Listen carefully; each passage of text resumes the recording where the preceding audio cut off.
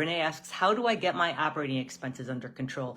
Renee, you are not the only person asking this question for sure. We get this a lot. I'm going to give you some tips for the 3 largest expense categories so that you can see which one applies to you and which one you can take action on. All right. Number 1, I'm going to start with inventory because that's your largest expense, right? And what we find is that people don't mark their inventory up enough. They get worried about it. They get nervous about it. And I am telling you, I've been teaching this forever, and you cannot afford to just keystone anymore. And I'm sure some of you are like, oh yeah, well, I don't keystone. No, you have to average 55 to 60% initial markup. That's what you have to average. Don't guess about it because you can know what your initial markup is. How? Go into your point of sale, look at what your inventory is at retail, look at what the inventory value is at cost. Take the retail minus the cost and divide it by retail and multiply times 100. That tells you what the percentage is. Again, it's the retail minus the cost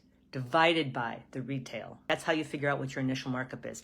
Aim for 55 to 60%. You can do it. The second biggest problem that we find always is payroll. That's usually the second largest expense. Your selling payroll can't be more than 10% of your sales, which means that you don't come up with a schedule and just keep it forever for every month. No, your payroll has to vary with your monthly sales. That's what it has to do. So that's the second one. The third one is rent. If your rent is eating up too much of your cash, you have to talk to your landlord. We say that rent plus advertising should be no more than 12%. And you should be spending something on advertising. Facebook ads are good. In general, we want your rent to be 10%. It can't be more than that. And I can tell some of you, I can hear you now because I know this was me too. I said to my coach, I was like, yeah, you don't understand. My landlord, there's no way I can talk to him and it's not going to work. I'll tell you that it's that famous Wayne Gretzky quote that you miss 100% of the shots that you don't take.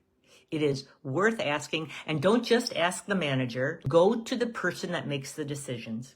Keep pushing. One of my stores was owned by an insurance company, and I kept at it. It took me almost 9 months before I finally got to the guy. I just kept pressing, and I was able to actually meet with the guy, and he gave me a rent reduction, even though everyone said it wouldn't happen. Keep trying. Your rent can't be more than 10% of your sales. Be prepared to share your information with them, but if you don't ask, you'll never know, right? All right, so start with those 3 expenses, and that's still not enough to get you to what your profit point is. That's what we call it, because no one wants to break even. We don't call it a break-even point. We call it a profit point. So if that's not there, then let me know below, and I'll be happy to dig into other answers for you. All right, if you have any other questions, reach out. We're here for you. We want you to thrive, not just survive. We want you all to be richer retailers. Happy retailing today. Bye now.